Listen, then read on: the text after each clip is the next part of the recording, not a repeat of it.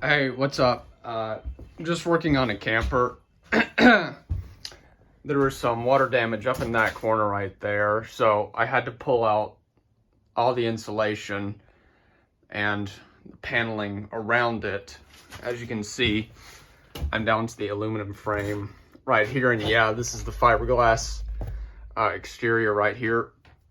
So essentially what I'm gonna have to do is, well, first clear all this off. As you can see, there's still some dead rotting wood here, so I'm gonna have to clean and clear all that out, and from there put a piece of paneling in between these aluminum posts right here. I'm gonna have to cut them out to this square aluminum shape right here, but yeah, from there fiber or glue it or something to that paneling, or to that fiberglass, excuse me, the paneling to the fiberglass.